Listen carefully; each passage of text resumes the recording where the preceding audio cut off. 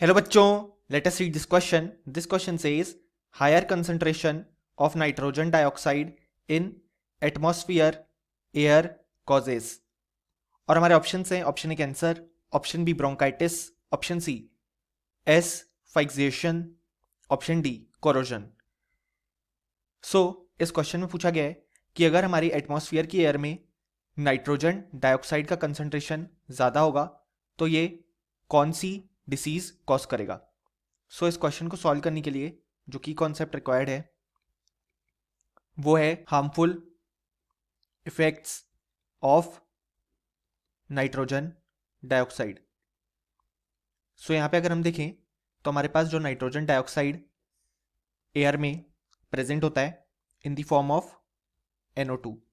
सो यहाँ पे ये जो नाइट्रोजन डाइऑक्साइड एटमॉस्फेरिक एयर में प्रेजेंट है in the form of NO2, ये यहाँ पे सबसे पहले कंबाइन करता है with the oxygen present in the air और फॉर्म करता है NO3 और साथ में O2.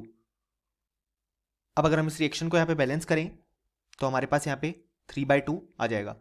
अब यहाँ पे ये जो NO3 फॉर्म हुआ वो फर्दर रिएक्ट करता है with the NO2 present in the atmosphere to form N2O5.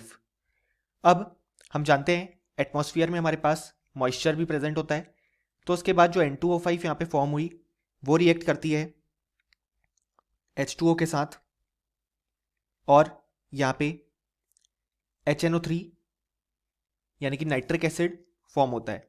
और यही हमारे पास जो फाइनल प्रोडक्ट फॉर्म होता है बाय दिस चेन रिएक्शन वो यहाँ पे ब्रोंकाइटिस नाम का डिसीज यहाँ पे कॉज करता है, जिसमें हमारे पास यहाँ पे लंग्स में जो यहाँ पे ब्रोंकायोल्स हैं उनमें इन्फ्लेमेशन देखने को मिलता है, जिस कारण से जो पर्सन होता है वो प्रॉपरली ब्रीथ नहीं कर पाता है. सो अगर हम देखें तो जो करेक्ट आंसर हो जाएगा वो हो जाएगा ऑप्शन बी ब्रोंकाइटिस, और option A, C and D incorrect हो जाएंगे क्योंकि यहाँ पे नाइट्रोजन डाइऑक्साइड की बात की गई है. सो उससे हमने देखा फाइनली कि ब्रोंकाइटिस डिसीज कॉज होता है अगर नाइट्रोजन डाइऑक्साइड हायर कंसंट्रेशन में प्रेजेंट है. और फाइनली हमें लिख सकते हैं कि इस क्वेश्चन के लिए हमारे पास जो करेक्ट आंसर आया वो आया option B. Hope you understood it well. Best of luck.